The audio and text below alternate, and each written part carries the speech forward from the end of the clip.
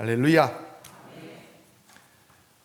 오늘 말씀 제목은 오직 예수라는 말씀의 제목으로 우리 은혜를 받기를 원하는데요. 우리 한번 오늘 말씀 제목을 한번 크게 외쳐볼까요? 오직 예수.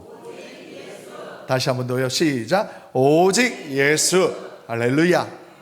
우리에게 능력이 되시는 이름 예수, 우리의 구원이 되시는 이름 예수, 그 이름을 특별히 힘입는 그 능력을 받는 오늘 이 시간 되기를 간절히 소망합니다. 이제 날씨가 따뜻해져요. 오늘 점심을 먹고 오는 길에 어느 권사님이 야 목련이 피었네 라고 말씀하시더라고요. 그래서 제가 그 말을 듣자마자 목련꽃 피는 언덕에 노래를 이렇게 불렀습니다만은 여기까지만 알아요. 꽃놀이가 이제 조금씩 시작이 되어져요. 어느 목사님께서 이렇게 교회가 있는 그 동네 원미동, 원미산이 여러분 봄이 되어지면 진달래 축제가 일어난대요. 그래서 전국에서 관광버스들이 사람들이 정말 거짓말 조금 보태서 구름대처럼 몰려온대요. 구름대처럼 몰려들어서 온 동네가 버글버글 하대요. 그러면서 이렇게 한번 구경 오세요 라고 이렇게 초청을 하시더라고요. 근데 개인적으로 저는 등산을 별로 좋아하지 않아요.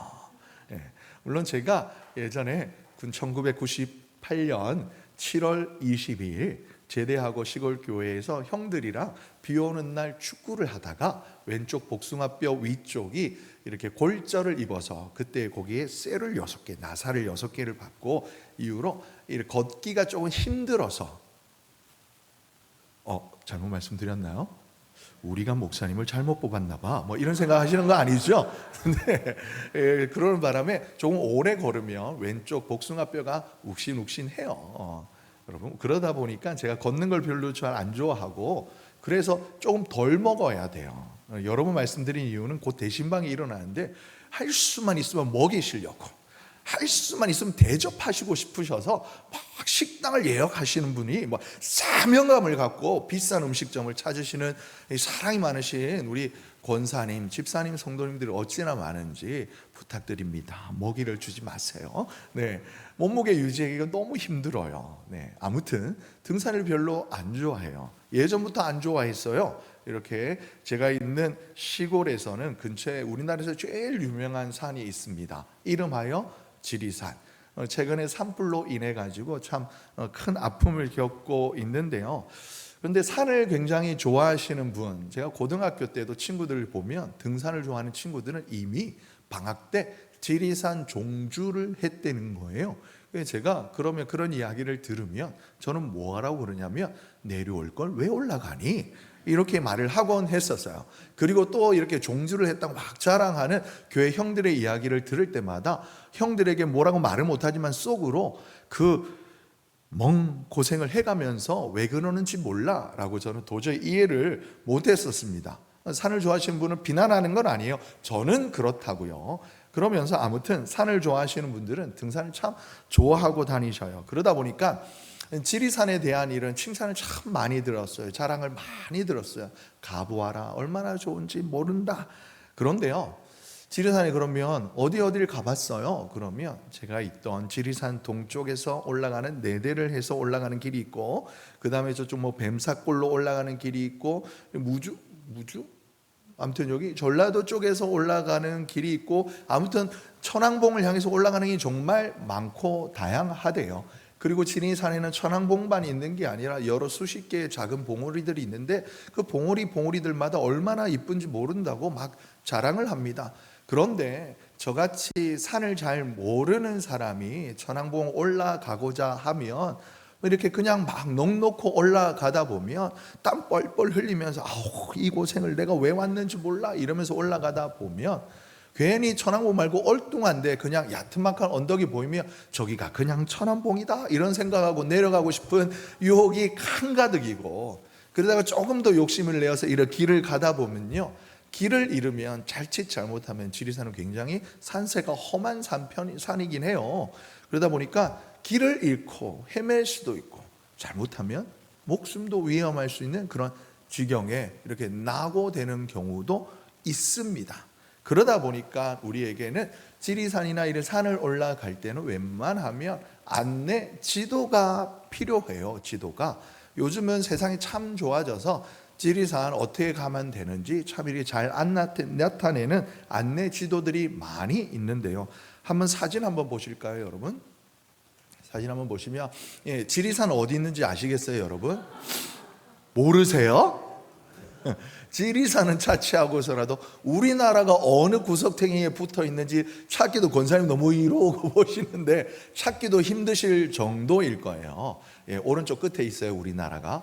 그렇다면 조금 더 지리산을 찾기 쉽게 하기 위해서 다음 사진을 보시면 어떨까요? 이 사진 보여드리면 좀 지리산 웬만하면 천안봉 찾아가실 수 있겠어요? 이것도 어렵죠. 근데 그러면 여러분, 안전하게 지리산을 가시려면 적어도 이런 사진 정도는 있어야 합니다. 다음 사진요. 이 정도는 있어야 웬만하면 저희가 이제 지리산 입구 쪽에서 파는 이런 지리산 국립공원 안내도를 스캔해 놓은 건데요. 여러분, 이거보다 더 쉽게 구분된 것도 있습니다만은 좀 약간 ISTJ여서 약수한 거 이렇게 축약된 것보다는 그래도 이렇게 가능한 실물 모형이 좋아요. 그래서 이 사진을 구했답니다. 그리고 천왕봉은 여러분 보시기에 약간 오른쪽에 치우친 제가 친절하게도 파란색 화살표로 이렇게 표시를 해 두었어요. 글씨가 너무 작으니까요. 아무튼 이 지도를 봐야 대략적으로 어디로, 공감하지 않으시는 것 같은데 여기까지예요, 여러분. 더 이렇게 자세한 사진은 없어요. 아무튼 저 정도는, 적어도 저 정도는 있어야, 그러니까 더 가까이에서 찍은 사진이 있어야 내가 어디에 있는지, 그리고 어디로 가야 되는지, 얼마만큼 더 가야 할지를 가늠할 수가 있는 거예요. 그렇게 여러분, 가까이 있으면 더 자세히 볼 수가 있고, 가까이 있으면 더 뚜렷하게 보이고, 가까이 있어야 더 크게 보이고, 때로는 가까이 있어야 더 밝게 보이고, 상대적으로 여러분, 멀리 있으면 작게 보이고, 흐릿하게 보이고, 옅게 보이고, 어두워 보이는 이 현상을 여러분 무슨 법칙이라고 그러는지 아세요? 공부 시간이 아니니까 답을 알려드릴게요. 원근법. 들어는 보셨죠? 원근법. 그래서 제가 여러분들에게 원근법에 이렇게 크게 지장이 없도록 저희 어머니께서 저를 얼굴을 크게 낳아주셨어요. 그래서 멀리 계셔도 여러분 제 얼굴을 뚜렷하게 보실 수가 있는 거예요. 웬만한 이 화면이 필요 없잖아요, 그렇죠? 아무튼 여러분, 이 그림에 있어서 원근법을 미리 예부터 잘 표현한 화가가 있어요. 한번 그림을 보실까요? 레오나르도 다빈치의 최후의 만찬이라는 아주 유명한 그림이에요. 그 다음 사진을 한번 넘겨주시면 이 그림을 보면 가까이에 있는 벽면은 무늬는 크고 뚜렷한 반면에 멀리 있는 벽의 무늬는 점점 작아지게 표현한 것. 여러분, 저 예수님 저기 뒤에 있는 오른쪽 왼쪽의 벽의 무늬나 가까이에 있는 벽의 무늬나 크기가 실제로는 같지만 그림상에는 차이를 두어서 멀리 가까이 있는 물건 사물을 비교하여 표현한 이 형태를 원근법이라고 그러잖아요. 그래요. 이제 그 다음 그림으로 보여주십시오. 잠깐 놔주시면, 제가 학창 시절에 책에서 이 그림을, 미술책에서 이 그림을 처음 보았을 때 원근법이니 르네상스의 화풍이니 뭐니 저니 하는 이런 그림 학문적인 내용보다 중앙에 앉아 계시는 우리 예수님, 그리고 이 예수님 바로 곁에 있는 사람은 참 좋겠다라는 생각을 가졌더랬습니다. 여러분, 예수님의 12제자 한번 이름 외워보실까요? 시작. 베드로, 야고보, 요한, 기타 등등등등. 네, 예수님의 제자 중에 여러분 누가 제일 가까이 있는 걸까요?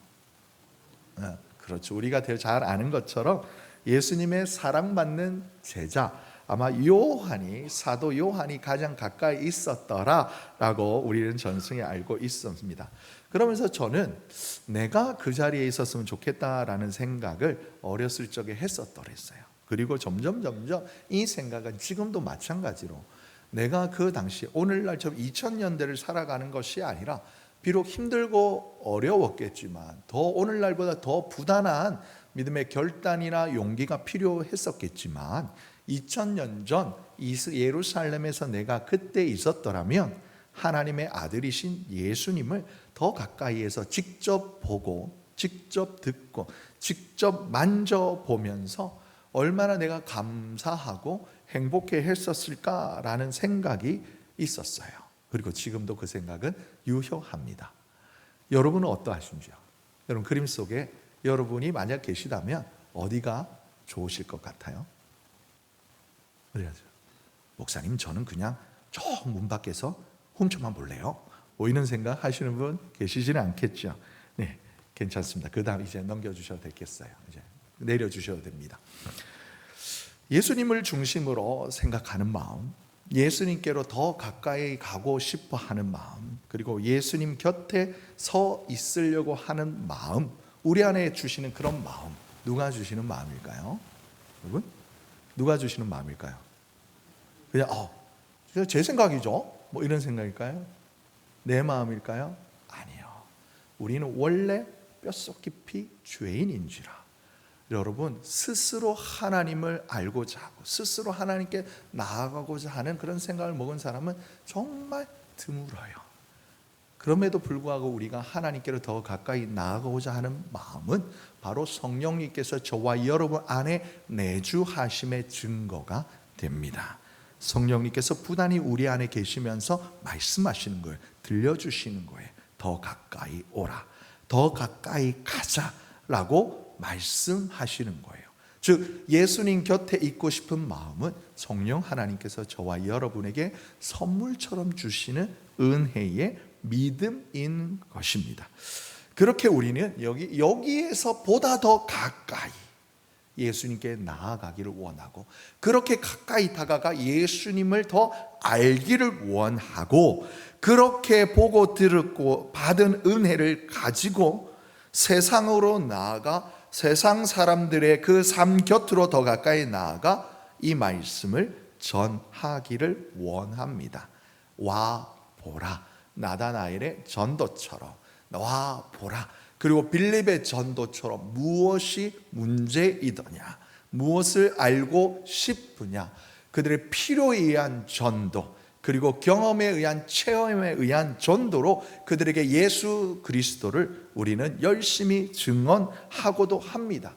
그렇게 오직 예수만이 구원의 길, 오직 예수만이 구원에 이르는 유일한 길이라고 우리는 증언하고 전도하고 선교합니다.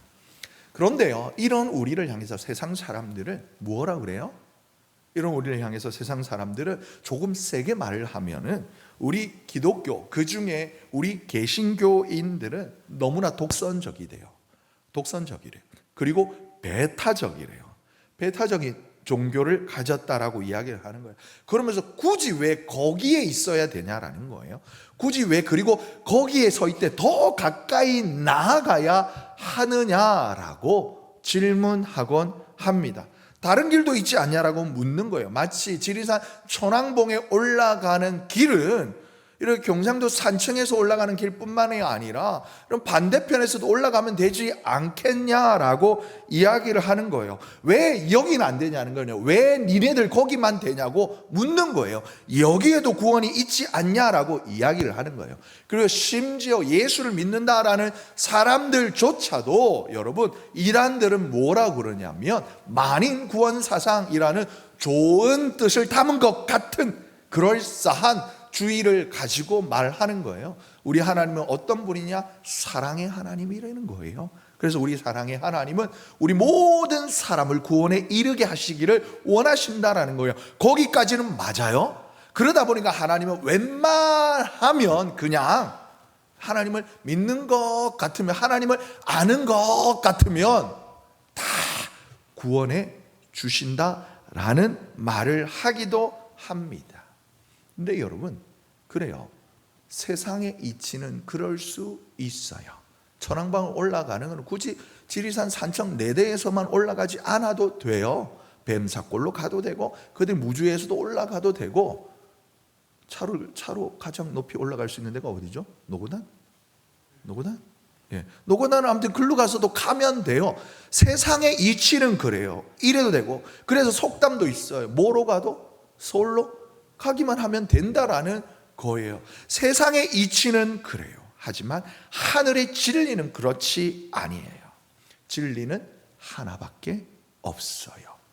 우리를 사랑하시는 하나님이시지만 우리를 너무나 사랑하다 못해 당신 친히 이 땅에 보내시사 친히 이 땅에 성육신하신 하나님의 아들 예수, 우리를 위해 준비해 주신 그 은혜의 십자가, 그렇게 우리에게 주신, 선물로 주신 하나님의 나라, 그 하나님 나라에 들어갈 길은 오직 예수 십자가, 그 은혜밖에 없다라는 거예요.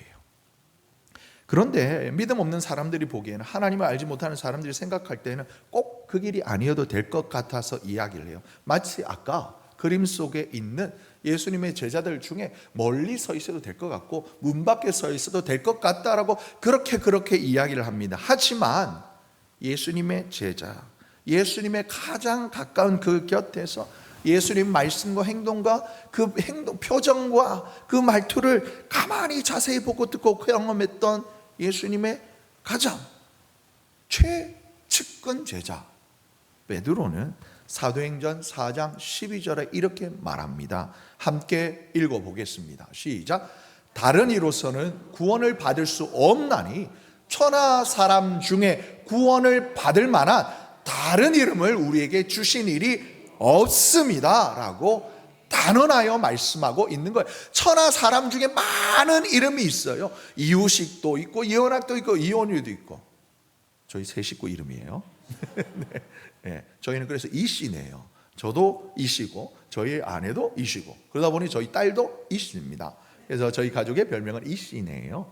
아무튼 저희 사랑하는 저희들의 이름이지만 이 이름을 가지고는 구원을 받을 수 없어요. 수많은 존경하고 사랑하는 우리 권사님, 집사님, 장로님들도 계시지만 그 어느 이름으로도 구원받을 만한 이름이 없다라는 거예요. 하나님이 우리에게 천하 사람 중에 구원받을 만한 이름 딱 하나 주셨는데 그 이름 뭐예요? 예수. 예, 역시 훌륭한 우리 권사님 정답 말씀하세요. 예수인데 오직 예수, 오직 예수라는 거예요. 그래서 이것을 오늘 우리가 읽은 하나님의 말씀, 예수님께서도 친히 말씀하셨어요. 16절과 17절 말씀을 읽습니다. 시작. 하나님이 세상을 이처럼 사랑하사 독생자를 주셨으니 이는 그를 믿는 자마다 멸망하지 않고 영생을 얻게 하려 하심이라. 하나님이 그 아들을 세상에 보내신 것은 세상을 심판하려 하심이 아니요 그로 말미암아 세상이 구원을 받게 하려 하심이라. 아멘. 세상을 구원하시기 위하여 주신 그 이름, 하나님의 아들 독생자 예수 그리스도라는 거예요.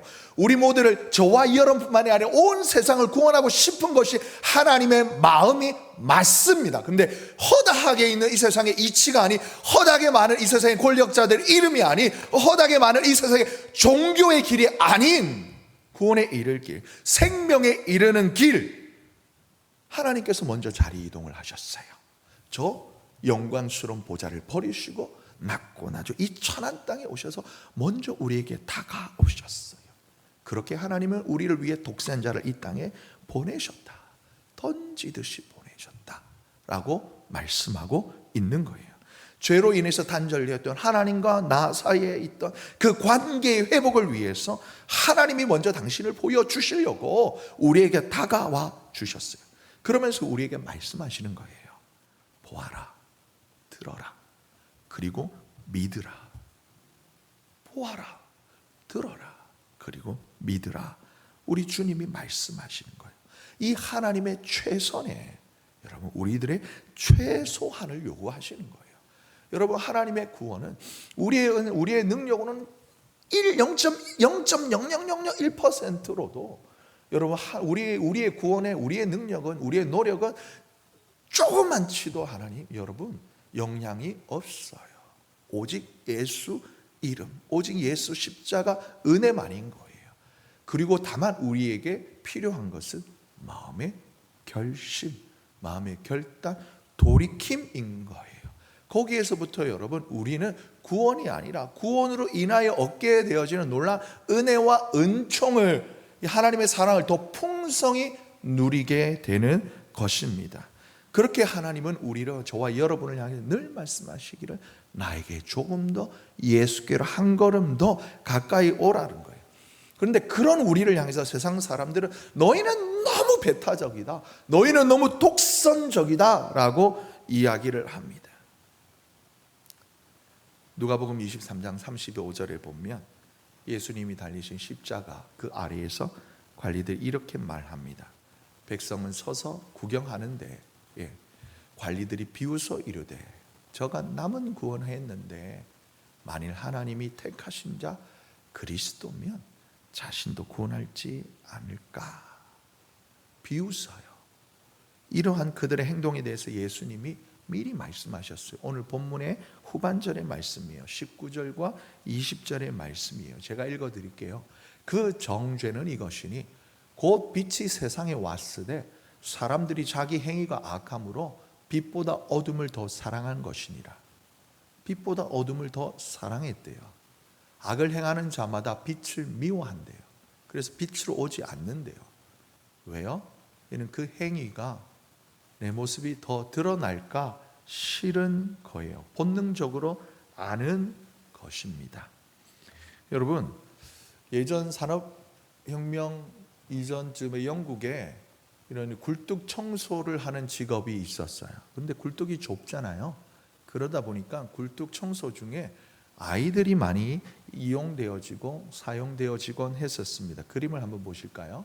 보면 영국에 굴뚝 청소하는 아이의 그림이에요. 오른쪽에 보시면 아빠가 아들에게 이제 그 일을 시키면서 주의점을 알려주는 모습인 것 같은데요.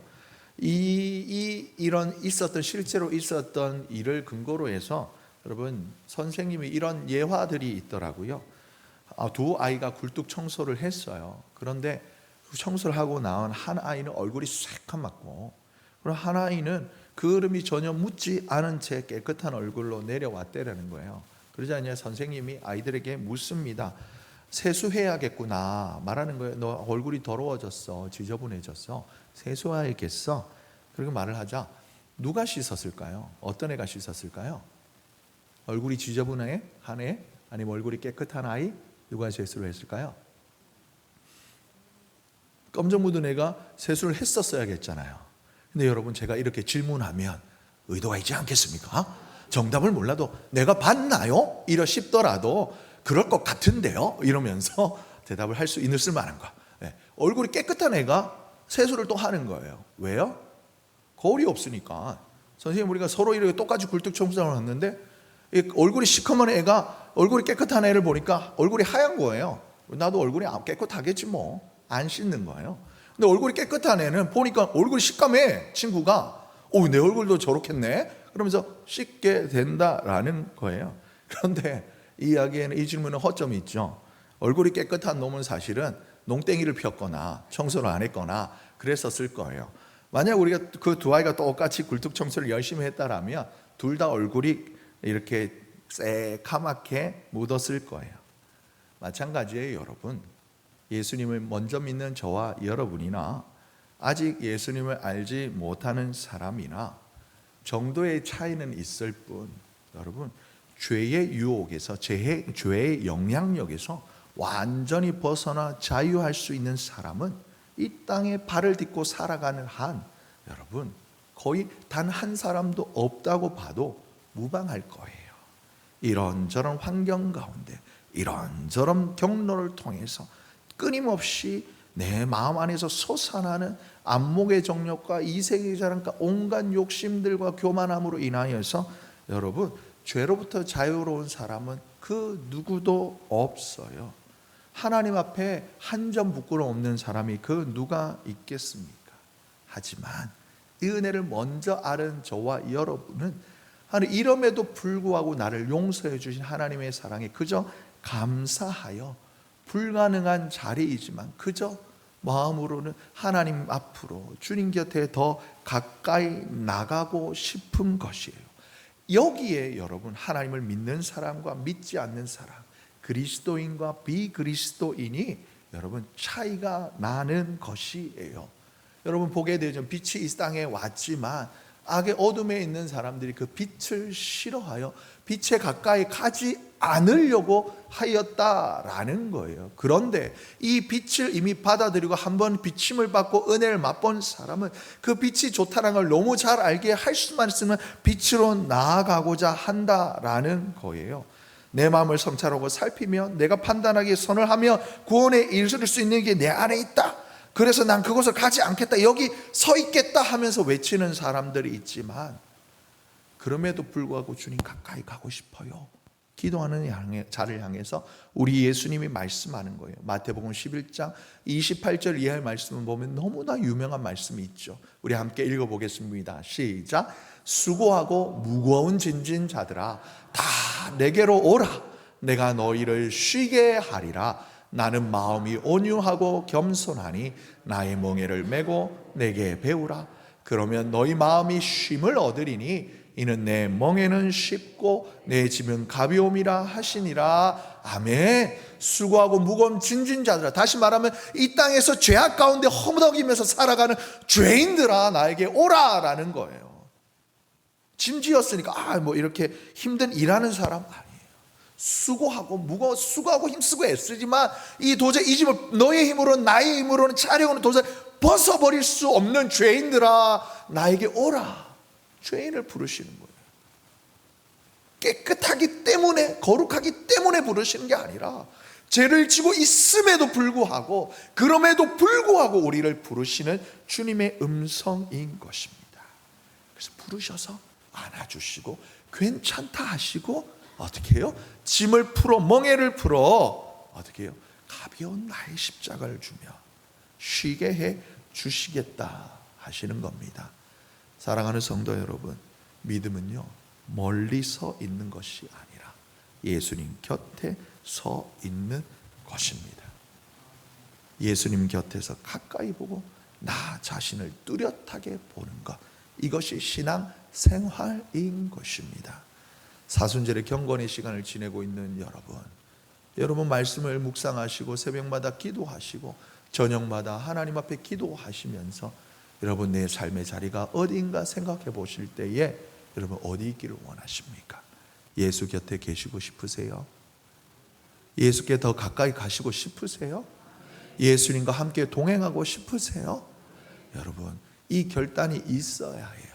이 마음이 뚜렷한 사람일수록 하나님을 사랑하는 자고, 여러분 이것이 더 뚜렷한 사람일수록 신앙의 연함과 상관없이 믿음이 큰 사람인 것입니다.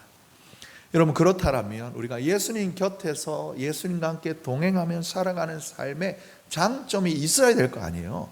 있어야 될 거 아니에요. 장점이 무엇일까요? 여러분 세상의 이치로 봐도 뭐예요? 가까이 보면 좋은 게 뭐예요? 크게 보인다는 거, 뚜렷하게 보인다는 거, 쉽게 말해서 잘 보인다는 거예요. 예수님 곁으로 더 가까이 가면 뭐예요? 장점이 예수님이 누구신지 더 잘 알게 된다라는 거예요. 그러면 더 잘 알게 되면 어떻게 할까요? 여러분 우리가 부부 생활 오래 하신 분들 보면 뭐라고 해요? 부부가 서로 닮는다라는 말 들어보셨죠? 네. 권사님 우리 정성규 장로님하고 닮았다고 생각하십니까? 네. 네. 네. 권사님 이렇게 서로 한번 바라보시면 우리가 닮았나 한번 보시겠어요? 네? 네. 닮으셨어요. 네. 왜 닮는 걸까요? 가까이 늘 봐서 그런 거예요. 가까이 늘 봐서 복에 가까이 있으면 닮아가게 되는 거예요. 그것이 우리 그리스도인이에요. 달리 말하면 가까이 있는 장점은 뭐냐면 세상 누가 그 어떤 사람이 뭐라 그래도 우리 하나님은 도저히 부인할 수 없을 만큼 야 앞만 봐도 너는 내 새끼다 싶을 정도로 하나님 닮아가는, 예수님 닮아가는 거예요. 제가 저희 딸이 처음 태어났을 때에 저희 어머니가 그 산후조리원 신생아실을 보다가 면회실에 갔다가 빵 터져 웃으셨어요. 네, 제가 예전에 한번 말씀드렸는지 모르겠지만 물론 저희 딸이 저를 닮아 외모를 저를 닮아서 제가 상당히 미안합니다만은 이 부분은 녹화를 중지해야 되려나? 네, 저희 어머니 제가 얼굴이 큰 반면에 귀가 조그만해요. 그리고 귀가 이렇게 된 게 아니라 귀가 이렇게 됐어요. 여기가 이렇게 귀에 붙었어요. 어머니가 제가 태어났을 때 이걸 갖다가 이렇게 해보고 싶으셔가지고 어릴 때 제가 100일 되기 전에 엄청나게 노력을 하셨는데도 안 되더래요. 그러신데 저희 어머니가 보더니 저희 딸을 보더니 포대기에 쌓이는 저희 딸을 보더니 빵 터지면 하하하 하고 있으시더니 딱 이래요. 우씨가 저 네 새끼 맞다 이러는. 죄송해요, 이런 표현이 좀 거친데요, 저희 딸이 귀가 이렇게 까디집어졌어요. 저를 닮았어요. 근데 그게 저희 어머니는 기쁜 거예요. 무엇 때문에? 닮았다는 것 때문에 기쁜 거예요. 여러분, 우리가 하나님 앞에 섰을 때 저와 여러분 자랑할 게 뭐가 있어요? 여러분, 하나님, 제가 이 땅에 사는 동안 열심히 돈을 많이 벌었어요. 건물도 많이 세웠고요, 선교도 많이 했습니다. 물론 결과적으로 선교 많이 하고 헌혈 봉사한 거 많이 한 거 자랑입니다. 하나님, 제가 있으면서 뭐 많이 했습니다. 뭐 많이 했습니다. 하나님, 딱 보면 아시지 않아요? 예수 닮았잖아요. 여러분, 이것만큼 확실한 거 없어요. 예수님께 가까이 가면 보고 닮아갈 수밖에 없는 거예요. 이랬던 사람들의 믿음의 선진들이 있었어요. 이 땅에서의 삶이 평안할 때나 괴로울 때나 힘들 때나 슬플 때나 예수 곁에, 하나님 곁에 있었던 사람. 히브리서 11장의 또 다른 별명이 뭐예요, 여러분? 말씀 안 하시면 또 설교가 한 2분 정도 길어져요. 믿음장이에요. 여러분, 이 믿음장의 32절에서부터 쭉 내용을 보면 앞부분만 읽어드릴게요. 내가 무슨 말을 다 더하리요? 기드온, 바락, 삼손, 입다, 다윗 및 사무엘과 선지자들이 이를 말하려면 내게 설교 시간이 부족하리로다. 여러분, 기드온, 바락, 삼손, 입다, 다윗 설교, 사무엘 설교하면 내일 아침 7시 30분까지 설교해야 돼요. 그런데 그들을 믿음으로 나라들을 이기기도 하며 의를 행하기도 하며 약속을 받기도 하며 사자들의 입을 막기도 하며 쭉쭉쭉쭉 이야기하다가 여러분 37절 38절에 보면 이런 말씀이 있어요. 돌로 치는 것과 톱으로 켜는 것과 시험과 칼로 죽임을 당하고 양과 염소의 가죽을 입고 유리하며 궁핍과 환난과 학대를 받았으니 이런 사람은 세상이 감당치 못하느니라. 여러분, 예수를 가까이 보고 예수에 미치면 이러는 거예요. 세상과 나는 간대도 없고 오직 주만 보이는 거예요. 그런데 그럼에도 불구하고 이런 삶이 싫지 않은 거예요. 그럼에도 불구하고 그냥 이런 삶이 좋은 거예요. 그렇게 살아가게 되는 거예요. 그리고 두 번째, 예수 곁에서 보면 어떻게 될까요? 작은 것도 크게 보이는 거예요. 달리 말하면 좁은 길도 넓게 보인다라는 거예요. 간혹 예수 믿는 사람들이 이런 말을 해요. 주님이 주신 오늘 뭐 마태복음 이야기도 지금 수고하고 묵은 짐진 자들 다 내게로 와라. 내가 너희를 쉬게 하리라. 너의 멍에를 내놓고 내가 주는 십자가 나의 멍에를 메라. 이것은 쉽고 가볍다 그러지만 뭐라고 그래요? 예수님이 주신 멍에가 너무 무거워요. 예수님이 가시는 그 길이 너무 좁고 험하고 힘들어요. 이야기해요. 예수님께서 그렇게 인정하셨어요. 예수님도 이 길은 분명 넓은 길은 아니다라고 말씀하셨어요. 좁고 협착한 길이라고 인정하셨어요. 마태복음 7장 13절과 14절의 말씀을 한번 보게 되면 읽습니다. 시작. 들어가라. 멸망으로 인도하는 문은 크고 그 길은 넓어 그리로 들어가는 자가 많고 생명으로 인도하는 문은 좁고 길이 협착하여 찾는 자가 적음이라. 아멘. 아멘. 그래요. 좁은 문으로 들어가. 근데 넓은 문으로 가고 싶지? 넓은 문으로 가고 싶지? 많은 사람이 가지. 그런데 그 길은 결국은 멸망으로 가는 길이라는 거예요. 생명, 영원한 생명의 길은 좁고 협착해 맞아. 찾는 사람들조차 적어. 틀린 말이 아니야. 그런데 이 좁은 길, 좁은 문이 무엇이냐? 결국은 생명의 길이다라고 말씀하십니다. 여러분, 그렇게 이 땅에만 소망을 두고 살아가는 것이 아니라 저 영원한 하늘나라 소망을 두고 살아가는 저와 여러분, 아멘? 어느 길을 가야 될까요? 어느 길을 선택해야 될까요? 좁은 길, 좁은 문을 선택해야 될 줄로 믿습니다. 때로는 힘들고 위태해 보일 수 있어요.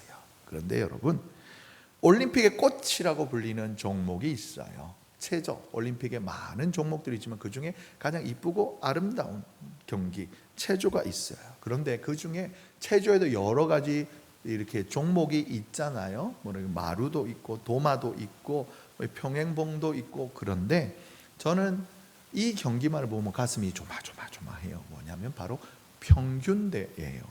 평균대 모르십니까? 네, 한번 사진을 보여주실까요?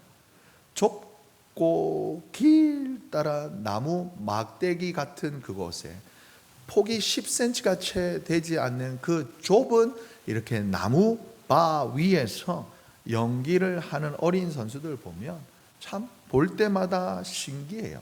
그리고 그 나라에서 1등 했던 선수들이라 할지라도 간혹 균형에 이렇게 잃어서 휘청거리기도 하고 심지어 떨어지기도 하는 경우를 많이 봅니다.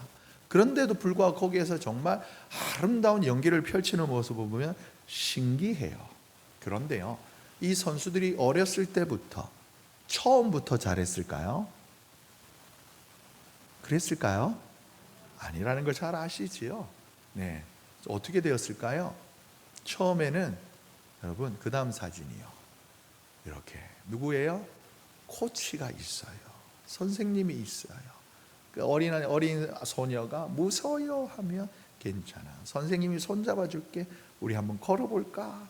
그래, 한번 걸어요. 휘어뚱 거리는 것을 손으로 친히 잡아주고 흔들리지 않도록, 넘어지지 않도록 선생님이 한 번, 두 번, 10번, 20번, 100번, 200번, 1000번, 2000번이라 할지라도 잡아주는 거예요. 그리고 걷는 것이 익숙해지면 우리 한번 이렇게 펄쩍 뛰어볼까? 무서워요. 괜찮아. 내 손 잡고 뛰어보자. 한 번, 두 번, 또다시 10번, 20번, 100번, 200번, 1000번, 2000번 선생님 손 잡고 뛰는 거예요. 여러분, 이 어린 소녀를 향한 그 선생님의 손 같은 손이 있어요. 누구의 손일까요? 우리 예수님의 손이에요. 사진이요. 우리를 위하여서 걱정하지 말아라. 내 손을 잡고 나와 함께 가자. 내 미션은 우리 주님의 십자가를 붙잡아 십자가에 달리셨던, 십자가를 매셨던 우리 주님의 손이 저와 여러분을 향하여 늘 내밀어져 있습니다. 여러분, 이 손 붙잡는 저와 여러분 되시기를 예수님의 이름으로 축복합니다. 그 손 마주 잡기만 하면 돼요. 여러분, 배우는 것은요, 선생님 곁에 있으면 되는 거예요. 그리고 그 밑에 줄 한번 읽어볼까요? 시작. 믿음은 예수님 곁에 머무는 것입니다. 믿음은 뭐라고요? 예수님 곁에 머무는 거예요. 여러분, 사순절 경건의 시간, 주님 곁에 머물면서 주님의 말씀을 더 많이, 더 깊이 묵상하시면서 그러다 보면요, 십자가의 길도 때로는 행복한 하늘나라 천국길이 되는 거예요. 그리고 입에서 찬송이 넘쳐나는 즐거운 길, 행복한 길, 평안한 길이 되는 것입니다. 이 은혜를 경험하시는 우리 서남의 권속들 되시기를 예수님의 이름으로 축복합니다. 우리 마지막으로요, 우리 시편 18편에 31절에서 34절까지 너무나 유명한 말씀이 있는데요, 우리 이 믿음의 고백을 함께 우리 입으로 내뱉고 우리 함께 말씀을 마치도록 하겠습니다. 시작. 여호와 외에 누가 하나님이며 우리 하나님 외에 누가 반석이냐? 이 하나님이 힘으로 내게 띠우시며 내 길을 완전하게 하시며 나의 발을 암사슴 발 같게 하시며 나를 나의 높은 곳에 세우시며 내 손을 가르쳐 싸우게 하시니 내 발이 놋 활을 당기도다. 아멘.